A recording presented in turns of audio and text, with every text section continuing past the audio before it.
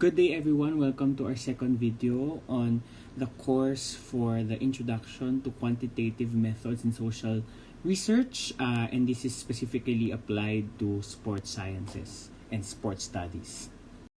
And we are going to talk about the research process in this video lecture.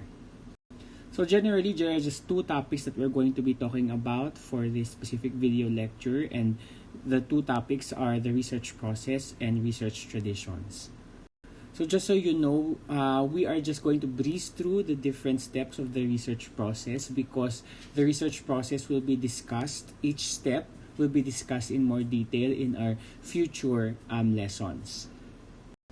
So we will talk about a very generalized model of conducting research. And in practice, this may not be as neat and as outlined as we would hope to be. It's the process, I would say, is very iterative. We keep going front and back in relation to the steps that we're taking as we try to refine the whole process and the whole problem and the whole problem-solving activities that we do in research. But basically, these steps are very much the things that you see in common across all types of research. And here are the stages of the research process. So first, we'll have to select a topic, and then we review the literature, and then we develop theoretical and conceptual frameworks. We clarify the research question and develop hypotheses. Number 5, we design research and basically build the methodology part. And then we collect data. After that, we do data analysis, and then we discuss the findings, and then we draw conclusions and answer the research questions that we posed in the beginning of our research. And finally, this is not part of the book, but I think it's also very important to disseminate the findings of research, because usually there's an adage that they say, if the research is not written or published, it's not done. And of course, we have to communicate our results so that people who might be interested, in organizations who might be interested, may make use of the findings for further research or for policy and program development. We will go through these steps one by one, of course. The first one is the selection of the topic. So in this step, it doesn't really require so much of writing, but it's really more of ideation, more of brainstorming with you and your group mates of what area of the specific discipline that you belong to would you like to study on? What specific concepts do you want to study on? So basically, during this time, you're going to answer the following questions. What is the study going to be about? Is it going to be about the athletes? Is it going to be about the spectators? Is it going to be about the coaches? Is it going to be about any normal person and their engagement in sports and other exercises? Is this going to be about how organizations understand sports, etc., etc.? Next, you have to identify what perspective or area of the discipline will you be dealing with. Like, for example, are you going to be looking at the more sociological side of sports studies or a more psychological side of sports studies, or are you going to look at the biophysical components of the studies? Are you going to talk about leadership? Are you going to talk about group processes? Are you going to talk about counseling in other areas based on your discipline? And also trying to think about the researchability of the topic, whether or not it's feasible for you to do the research based on the practicability. Will you have access to the people that you would like to get data from? Will you have access to the institutions? Do you have a proximate connection with the people who are going to be involved in the study? Will you be allowed to do the study? Do you have the expertise to do the study? And of course, whether it's relevant. So there are many ways to say whether or not the research is relevant or not, but we usually talk about theoretical relevance, whether or not this is something that could really add to knowledge, or we can really talk about practical relevance, or meaning is this going to really help the profession, or is this going to help the discipline in order to solve actual problems? So those are some questions about the relevance of the topic that you're going to choose. So as we go along, I will try to discuss in parallel with the steps as a quantitative study that I did on my own. No? So way back 5 years ago, I was able to do a study, and the topic was about mental health. So why did I think that mental health is a relevant topic? Well, definitely 5 years ago, there was still a lack of awareness about mental health and how educational institutions really took care of the health of the students. And therefore, I think also that the students' ability to be engaged in school will also be able to help improve their mental health. And therefore, I was able to think about this topic, no, about student involvement, mental health, and quality of life among college students, so that I'll be able to give information to educational leaders, to schools, on how they can improve the student involvement of the students and also the mental health of the students that they have. So the next step is reviewing the literature. This is very tasking but also very important, because I remember I asked the question, is your topic going to be relevant? Now, one of the ways that you are going to be able to know whether this topic is theoretically relevant is what is the current state of literature or research that have already been done in the area. Like, for example, when you are saying that, when you say that, for example, will test anxiety affect the outcome of the scores of the students, and when you review the literature, you see that there are so many research already that tells you that really test anxieties decreases the role of the students.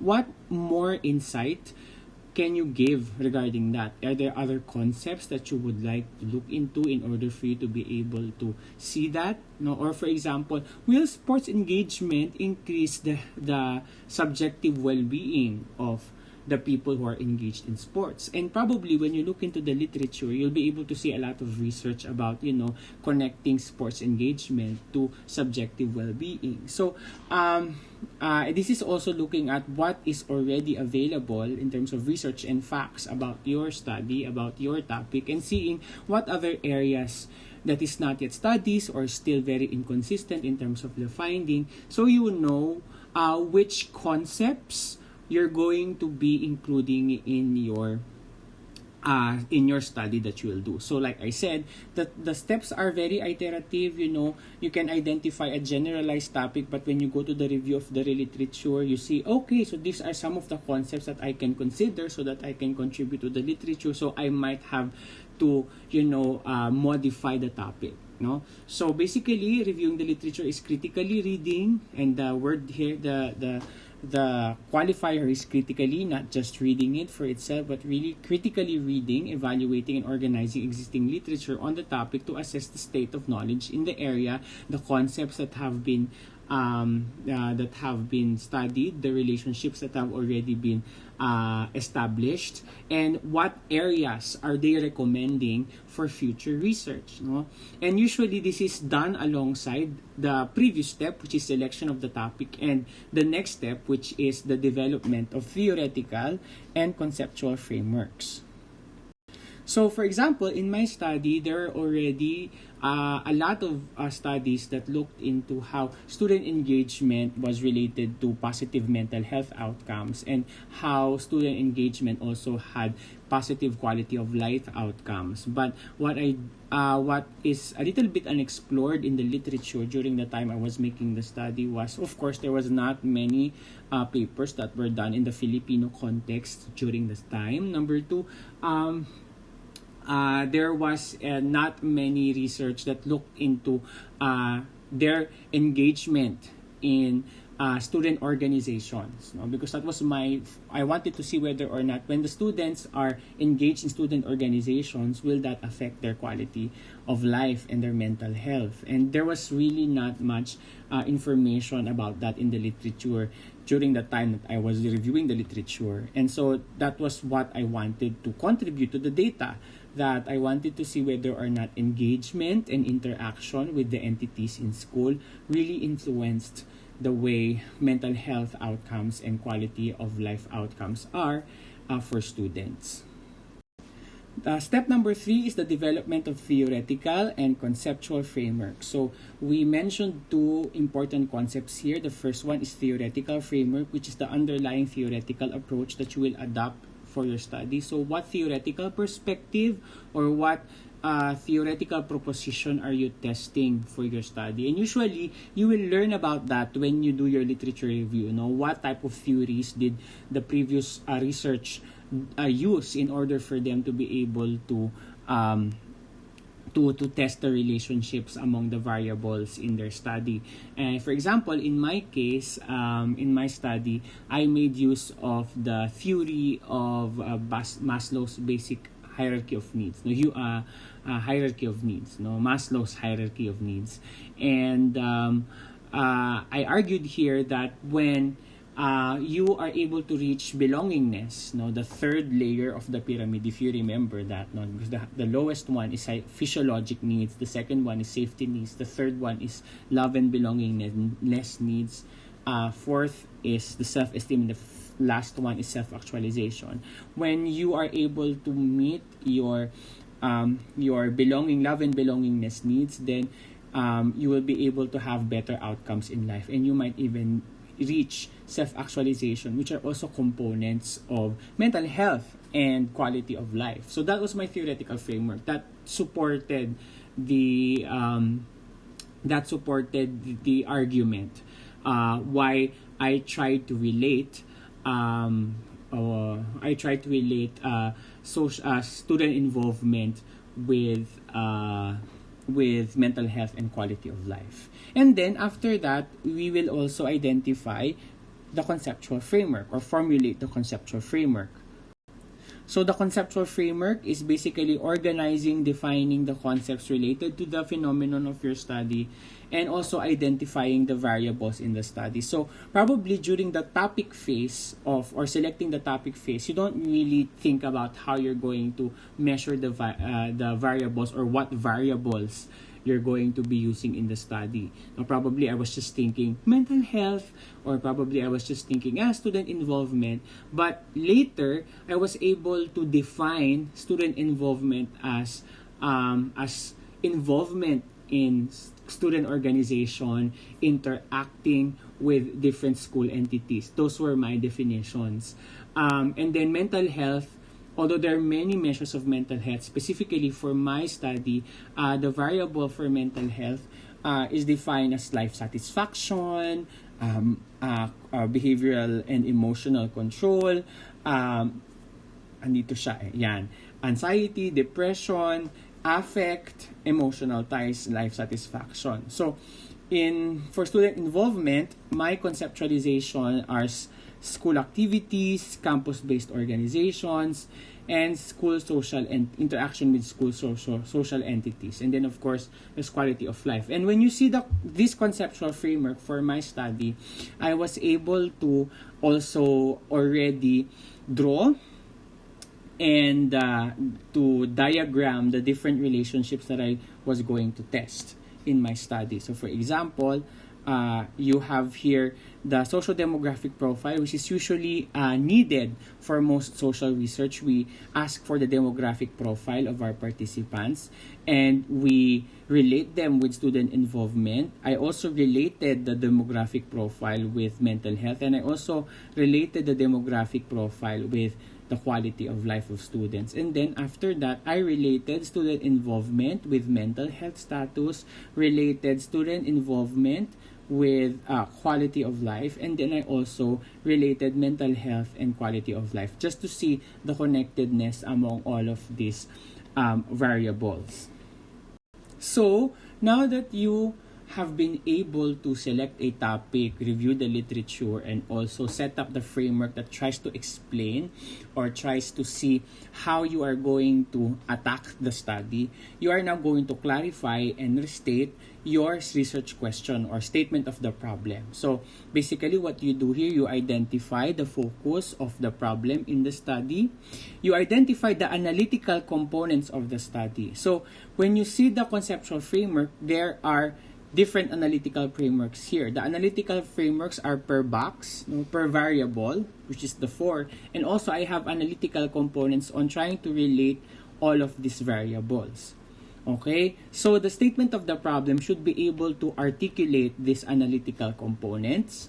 And then, yun nga, articulating also the hypothesis in the study. In the paper, of course, the hypothesis is different or is in a different section compared to your research problem. But we'll get to the writing conventions later as we go to each step in the future lessons. But we're just talking about the steps for the meantime.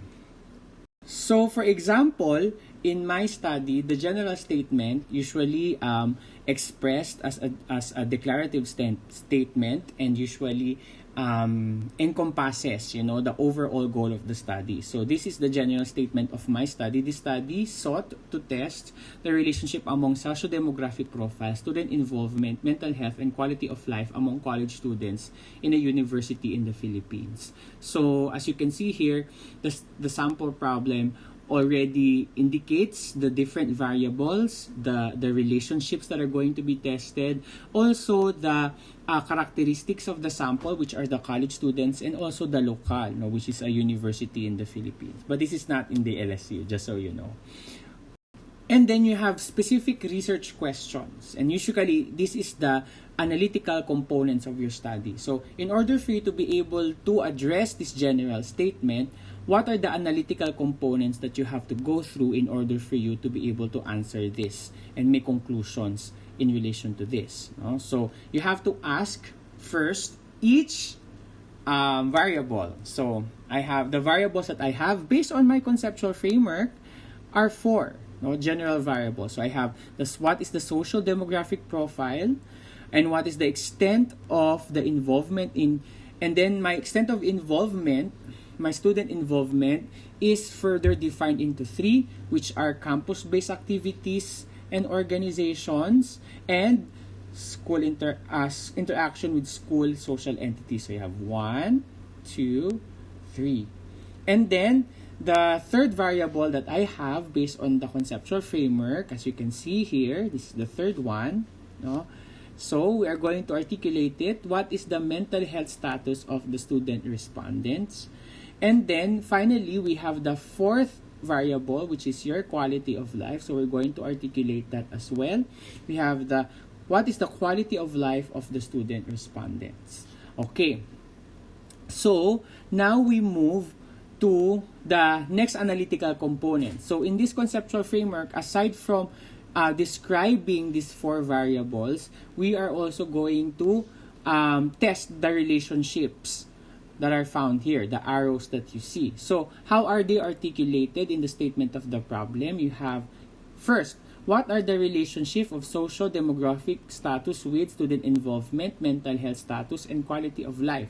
Is that found in the picture? Yes. Or this is what we call a conceptual paradigm. So this is not a picture. This is a conceptual paradigm. So, socio-demographic profile and student involvement. Socio-demographic profile and mental health status. Socio-demographic profile and quality of life. So there you go. Next question. What are the relationships between student involvement and mental health status and quality of life? So, where is that in the paradigm? So, student involvement and mental health status, and then student health involvement and quality of life. And finally, there's one more. There's one more arrow that we did not yet articulate in the statement of the problem, and that's mental health status and quality of life. So, is it articulated there? Yes, it's in the last. What is the relationship between mental health status and quality of life? So basically, this is sort of a review of what you are asked to do in your baby thesis, when you are in your high school. But it's always good to review, and I hope, and we will have deeper discussions on this when we go to a statement of the problem and hypothesis building lessons for this class. And then after you have already established the framework of your study and already articulated well the statement of the problem, it's now time for you to design how you are going to research. So planning and design phase, or the research design and methodology phase of your research. So how are you going to do the research? So what are the questions you need to answer for this part of your study or research. One, what data do I need to collect the answer to this question? So of course, for quantitative research, the type of data that we are going to get are numbers or numerals or measurements. For qualitative, we're going to look at texts or visuals. And then what is the best way to collect this data? So what are the instruments that we're going to use? Are we going to use a survey? Are we going to use observation? Are we going to use an experiment? Are we going to do an experiment? So these are also questions under research design. Who will be the people involved in my study? So who are my participants, or who are my subjects, or who are my respondents? So for example, in my study on student involvement, mental health, and quality of life of students, the research design that I employed was quantitative. So I made use of numerals, numbers, and measurements in order for me to be able to measure the variables in my study.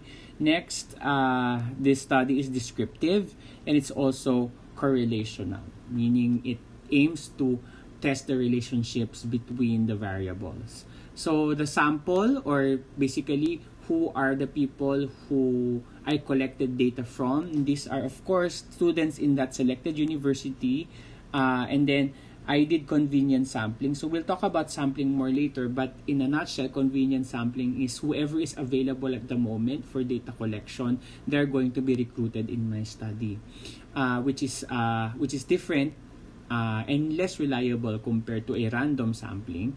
And then the total number of students that I was able to get in my study is 254. And the data collection method that I used was survey. And this is not like a Google Doc survey, because during this time, people were more comfortable doing paper and pen surveys, so that was what I used. And also, I identified the specific instruments or the data collection tools that I need for each variable. So for social demographic profile, these are the things that I collected, and this is how it looked like in my study. So I asked for the age, the sex, the degree program that they were engaged in, the year level, their religion, their nationality, and their current living arrangements. And then for student involvement, as I explained, I had 3 components or analytical components for student involvement. You have campus activities, you have campus-based organizations and memberships, and social interactions. And then this is how they will answer that. Based on a specific activity, they will answer yes or no. And for organization, for the type of the organization, they're going to answer yes or no. And then they're going to rate the frequency of their interaction among these school-specific entities by answering always, often, sometimes, and rarely.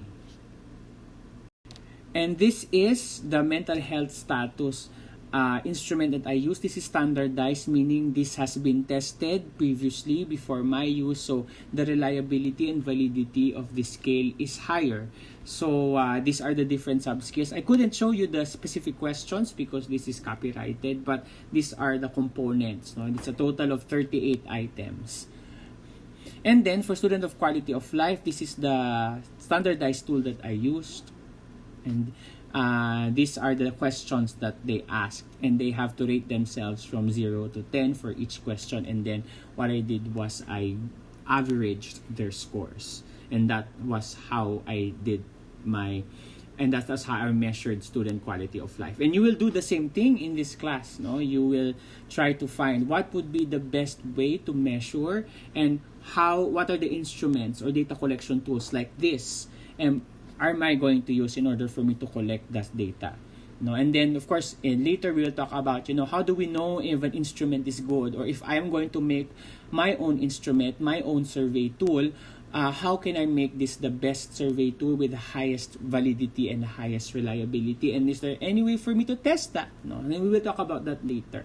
So, but for the meantime, just sharing with you my experience so that you know the progression from the selection to the topic until the end of the phases. Next, we have data collection. So, of course, now that you have already planned the methods of your study and you are already you are already ready for to be able to collect your data, you're now going to do the data collection. But in your experiences as your students, you have two thesis subjects. The first thesis subjects is up until the phase number 5. No, that's until chapter 2. But that's phase number 5. So before you go for data collection, your professors have to check first whether or not your problem is good, the statement of your problem is good, you have already made a good conceptual framework, and the methodology of your study is sound and safe in order for us to get reliable and valid data. And then when you are already approved for your proposal, that's the time you're going to do your data collection. So, what do you do in data collection? You implement the procedures that you have set in the methodology. So, in my case, when I had been approved, I collected the data among the students in my previous school. And I did classroom to classroom survey, and then I provided them with the questionnaires, etc. And then also it includes the recruitment of participants. So I went from one classroom to another. And then actual data collection, so I administered the survey to them. I gave them time to answer. Storage of the data, where do you plan to store the data? The papers that you've collected, syempre if this is digital, so how do you safe keep the digital files if this is a Google form? And pre-analysis procedures, like for example, coding the data, cleaning your Excel file, your spreadsheet, prior to applying the statistics. And then, of course, you're going to analyze the data that you're collected once you've collected them all and discuss the findings. That is the result of your data analysis. So for quantitative, what do we use for analysis? We make use of statistics in order to address the hypothesis. We are going to also present the data. Usually for quantitative, you're going to present the data using tables. And that is going to be your the bulk of your discussions in your SPOC 1 subject. So that will be the subject after this, And then for qualitative data, you're going to do coding, identification of themes or categories, looking for patterns in the interview data, and then also textual presentation of data. And then you will learn more of this when you go to your SPOC1, and also glimpses of this in your SPOQ-LRE subject. But our focus more now for our specific subject with me is the quantitative part. So in my case, in the study that I shared with you, I was able to make use of statistical software. I made use of different statistics like means, standard deviations, t-tests, ANOVA, and correlational tests. Of course, this would sound obscure to you. I'm just telling you the story so that you just know the progression again from the start to the middle to the end of the experience. Just giving you that example. But you'll again learn about these things when you go to your SPOC 1. And then after, building all these tables, trying to find out which relationships are significant, which variables are high or low, you're now going to compare it with the results that you compare and explain the results that you have, and compare it with the literature that you've collected in step 2. So for example, in my case, I was able to see that mental health is really related to quality of life. So are there studies that I previously read or are currently reading that also say the same thing and explain why that relationship is significant? And also I was able to find out in the same study that when the student has more campus organizations is involved in more campus organization and is more interactive in their class, they're more likely to have higher levels of mental health, certain areas of mental health, and quality of life. So what I did was I also found, other literatures, other research that say, what is the relationship between, having a lot of social interactions and good mental health outcomes. So that is also a part. So after you have gather the results, you have to compare your findings with the literature.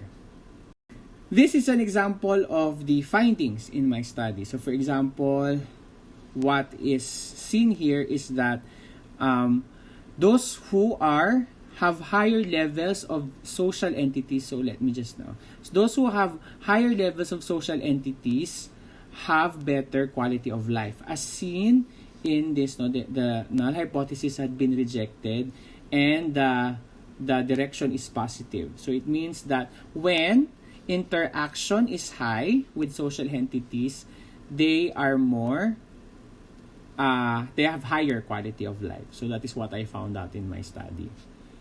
One of the things. I couldn't really go one by one because there were many findings. So just for you to have a glimpse of what this step looks like. And then after that, you've got your results. You've seen how it fares with the previous literature, whether it's the same or you are showing new insights. You're now going to draw conclusions. And remember, you have to answer the general statement of the problem. So answer and address the research question posted by the research in the beginning. So is socio-demographic profile related to the three? No? Is student involvement related to mental health and quality of life? And is mental health related to quality of life? And the answer is, for certain components, yes, they are related to each other. And then after that, you're going to articulate the implication of the finding. So what does that mean? Are we going to recommend that policies and programs that engage students for campus activities would be better, etc., etc. So also, recommendations for future research will also be done. Like for example, in my case, I had only 200 plus participants, so I recommended that they also do this in another settings, the same design of the study with a larger set of population, etc., etc. And this is not part of the book, but I really think it's very important to disseminate the findings. So the research is not completed unless the research findings are communicated. So what are the ways that you can disseminate your research? So one, you can prepare the research report for publication. So that's the reason why you have thesis writing, because we want to be able to communicate the results so that people who visit the DLSU library and need your report for their own research, they can use your research, and you become now part of the related literature of someone else's research, and utilizing the research findings for policies and programs. Like for example, in my case, this has been used, the findings have been used by the Student Development Office of the previous university to be able to increase the efforts to recruit students to organizations, because as I said in that research, as I was able to establish in the research, higher engagements in organizations reflected better mental health outcomes, and higher interactions with people in schools generated better mental health and quality of life outcomes. So they kind of support that type of program of better recruitment. And that study that I was telling you about is now published open access in a refereed journal. So the thesis that you will write is kind of refereed, because your professors will be seeing it and then will be checking it, and then they will be testing its validity and reliability, and then suggest ways that you can modify it. But another way and a better way of doing publication, but it's more difficult, is to publish your own paper, in a refereed journal. When I say refereed journal, prior to publication, your paper has to be reviewed by experts in the field, and then they will say whether or not this is something that needs to be seen in the journal so that people can make use of this for further research. So this has been published in the International Journal of Adolescents and Youth under the publisher Taylor Francis Online. This is my very first Scopus publication. Scopus is an index that make sure that the journals inside that inside that list is really reputable, and we can trust the findings of the studies being published there. So this is this is not a requirement for you to graduate, but this is something that you should also be open to doing. So if the research that I will be doing, I will be thinking for my thesis, or from this time in this subject, will I be able to publish this in the future? Or you have a desire to publish this in the future because it's kind of getting your name out there. Okay. Now let's talk about the chapter 3 of the book, and we'll talk about research traditions, or in other books they call this research paradigms. So there are 2 research traditions that we're going to talk about.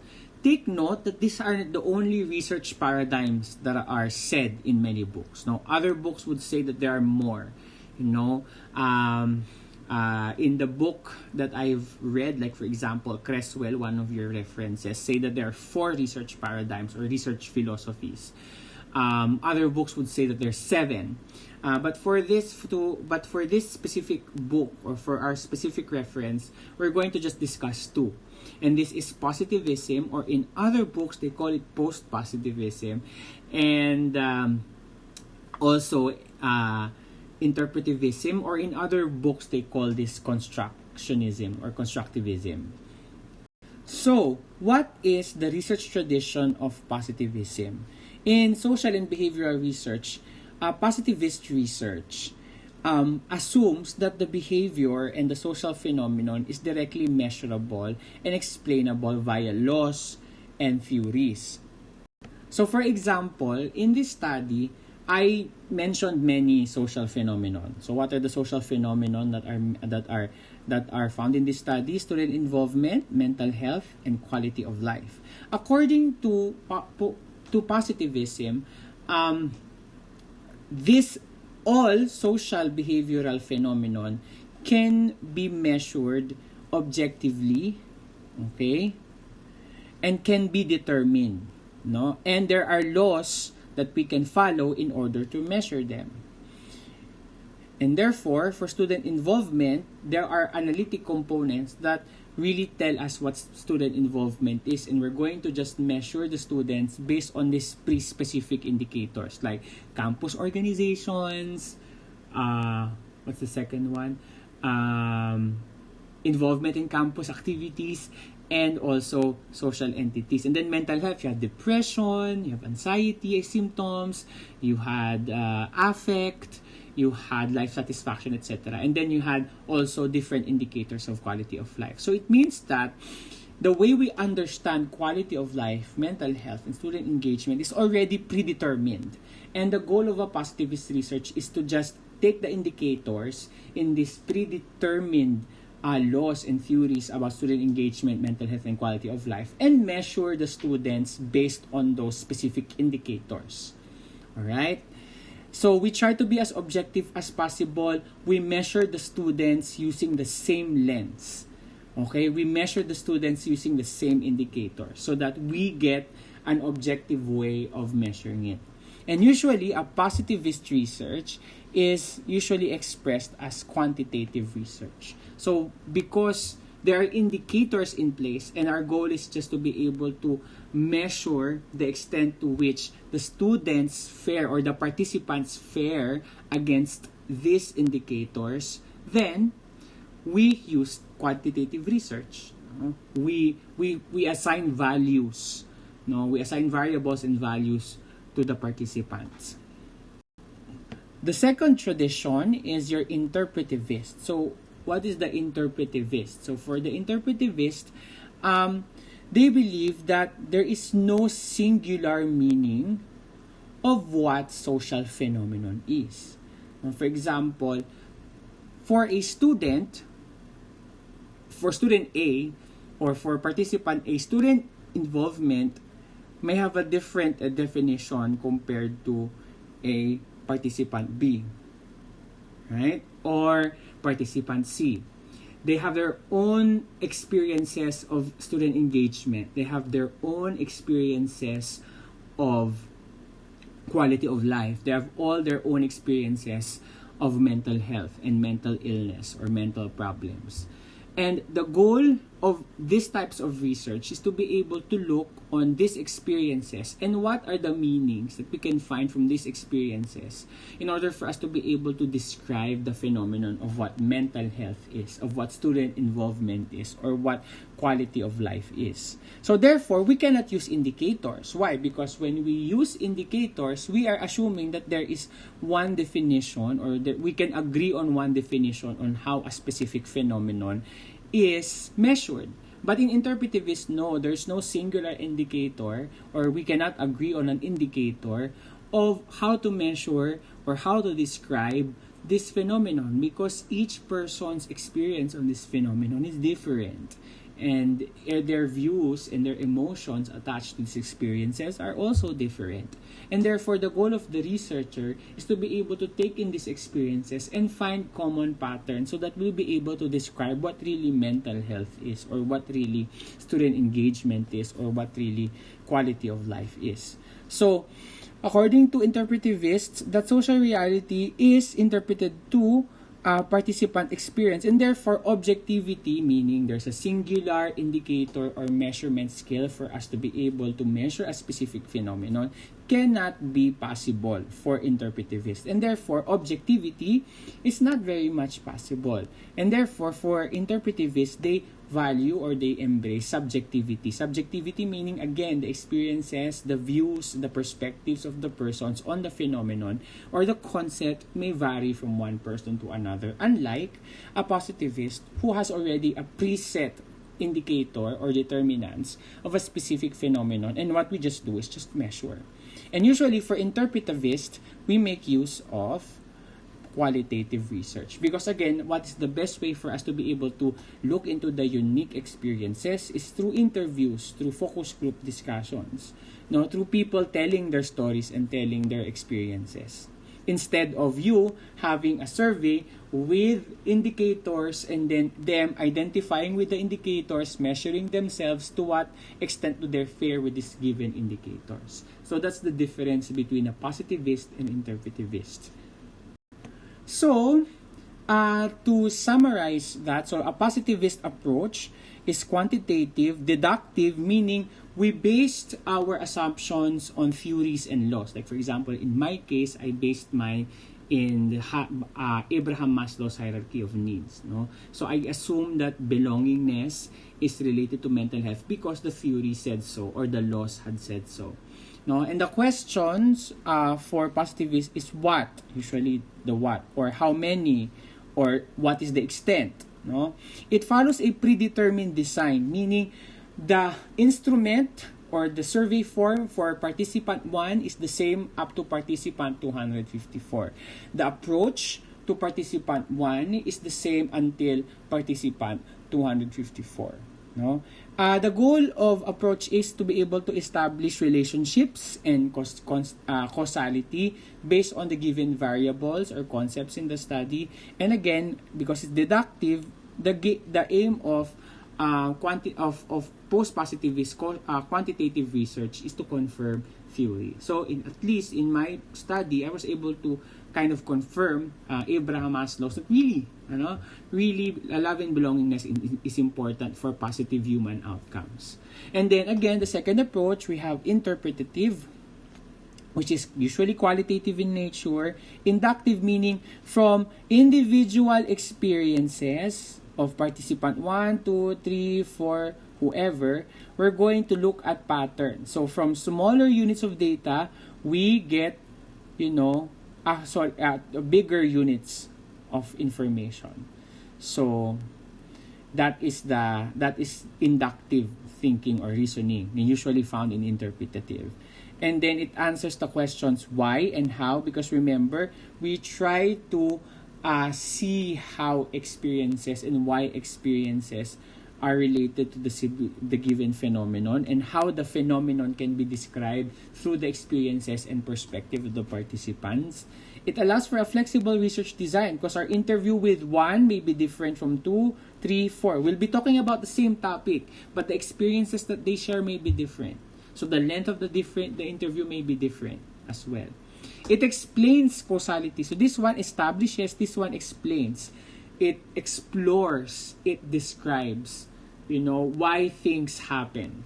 And the goal of qualitative, since it's inductive, is to develop its own free theory or framework. Okay. So this is just a very short description of the differences between quantitative and qualitative research based on different criteria. So, for example, quantitative research makes use of numerical analysis and statistics in order to provide facts. But for qualitative, it relies on non-numerical analysis, usually text, through interviews, discussions, to provide understanding. For quantitative research, again, as we explained earlier, there's a single objective social reality that is used to measure the variable or the phenomenon among all participants. But qualitative, no. Social reality is subjective experience and there are multiple meanings per participant. And then for quantitative research, assumes social reality is constant across different times and settings, and therefore the instrument for participant 1 or survey tool for participant 1 is the same until participant 254. But in qualitative research, social reality is continuously constructed and it is related to the immediate social context, and therefore the experience of one may be different from the experiences of number 2.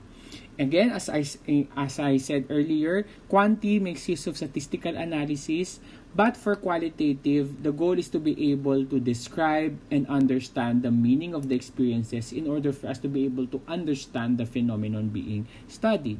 For quantitative research, it studies samples with the intention of generalizing to population. So that 254 participants, if connected correctly, it could generalize to the 1K plus students who have been part of that university. For example, when we talk about the some of the surveys that are done by the social weather stations, they don't really interview all, but when they represent the data, they represent it as if it's representing the whole Philippines. And, of course, we have questions about the reliability and validity and the political biases of this survey. But, if done ideally, even if you interview or you survey 10,000 people for quantitative research, if you're done it correctly with representative cases, with good sampling, random sampling, then you'll be able to say that 10,000 is representative of the whole Philippine population.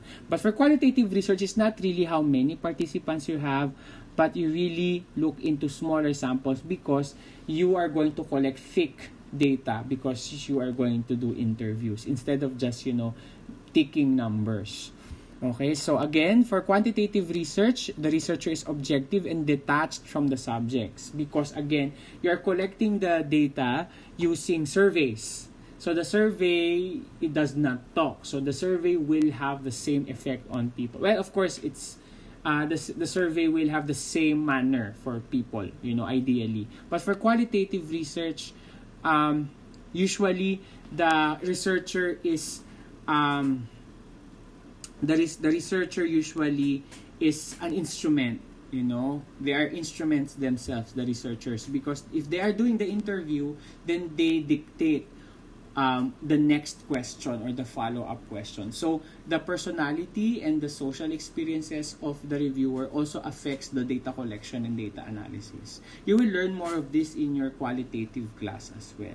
And then for quantitative research, the setting is often contrived or the setting is controlled. It's what it's mean here, no? It's like a laboratory. First, we, as much as possible, we control the participants in terms of who we are going to select. We might have limitations or restrictions of whom to select because we want to just make it very specific and generalizable, But for qualitative research, the data, the location is often natural. And the data is rich and subjective, as I explained earlier.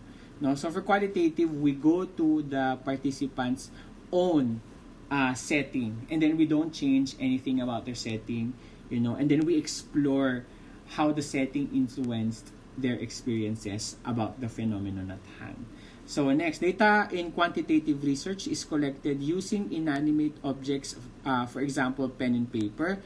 But again, the qualitative research, the researcher is the data collection instrument. And also in qualitative research, the approach is flexible. Like I said, the data collection for quali for participant A may not be the same with B, because the line of questioning may be different, because the person is having a different form of experience, you know. And they often use non-traditional approaches as thematic and content analysis. And then again, for quantitative research, they are associated with the positivist approach. For quantitative, it's interpretative or constructivist approach. And then for quanti, it's deductive. From larger theories, we deduce to hypotheses. And then for qualitative, it's inductive. From the individual experience, we are able to gather thematic information, larger thematic information.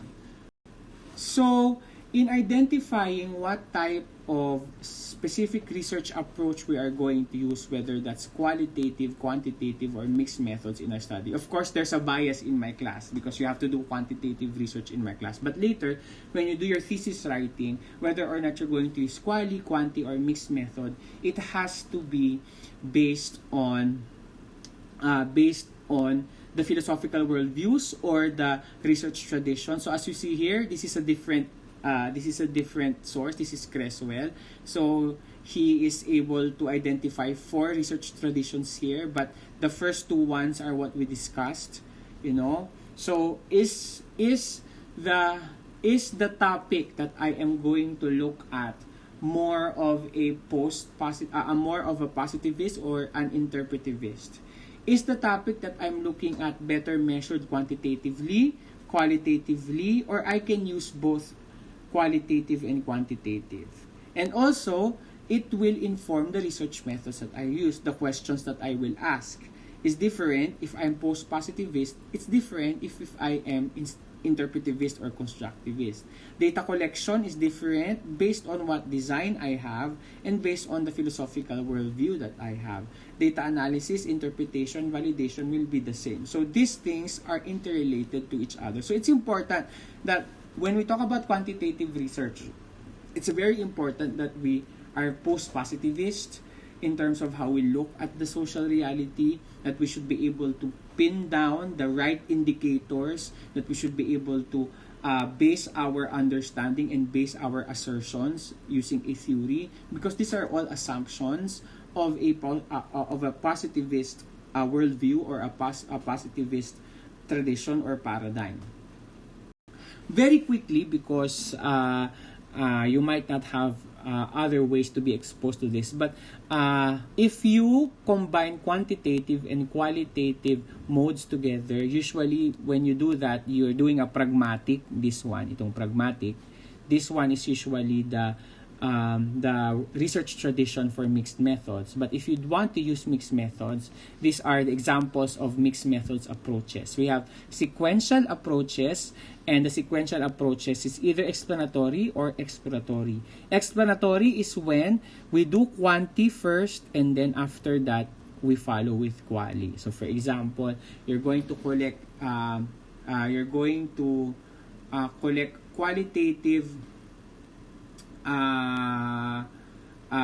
For example, you're going to do a survey, and then you're going to, after the survey, you're going to ask the participants about the results of the survey. So that's quantitative, qualitative, that's explanatory. If quali comes first followed by quanti, then that's exploratory. So for example, you're going to interview people first, create a questionnaire out of that, and then the questionnaire becomes a quantitative survey, and then you're going to collect it to some other people, then that's called an exploratory mixed methods research. And then we also have convergent or concurrent mixed methods, wherein the quantitative and the qualitative designs are integrated to each other. Hi! So, in this video lecture, you were able to learn about the research process, the 9 steps, and I was able to discuss it in parallel of a personal research that I did. Hopefully, that was helpful. And I also discussed about the different research traditions that are usually used in social research, such as in sports studies.